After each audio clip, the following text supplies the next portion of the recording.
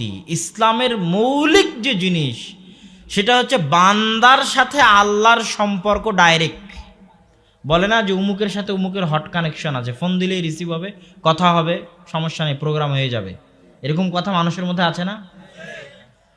তো মানুষের সাথে মানুষের যোগাযোগের জন্য মাধ্যম লাগতে পারে, ওসিলা লাগতে পারে। আপনাদের এখানকার এমপির সাথে আমি সরাসরি যোগাযোগ করতে পারবো না, ভায়া মাধ্যম লিংক লাগবে। পৃথিবীর সব ধর্ম ব্যবসা করার জন্য, পৃথিবীর সব ধর্মের হুজুরেরা, সব ধর্মের পণ্ডিতেরা সবাই নিজ নিজ ব্যবসাকে টিকিয়ে রাখার জন্য মানুষকে ভয় দেখায় এই বলে তুমি অনেক বড় গুনাহগার, আল্লাহর সাথে তুমি ডাইরেক্ট কথা বলতে পারবে না, তোমার জন্য রাব্বি লাগবে, পাদ্রি লাগবে, হুজুর লাগবে, পীর লাগবে, পণ্ডিত লাগবে, না হলে তুমি পারবে না। তুমি একাই আল্লাহর কাছে চাইতে পারবে না, তোমাকে এদের মাধ্যম দিয়ে চাইতে হবে, তুমি পারবে না, তুমি অনেক বড় গুনাহগার, তোমার দোয়া আল্লাহ শুনবে না। এটা হলো পৃথিবীর সবচেয়ে বড় ব্যবসা।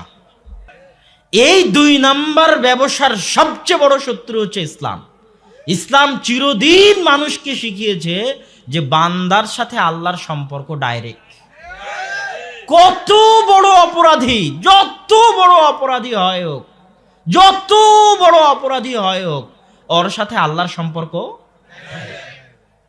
ও চাইবে আল্লাহ শুনবে। এটাই আল্লাহর নিয়ম, আল্লাহ এটাই পছন্দ করেন, এটাই আল্লাহর দাসত্ব, এটাই আল্লাহর ইবাদত।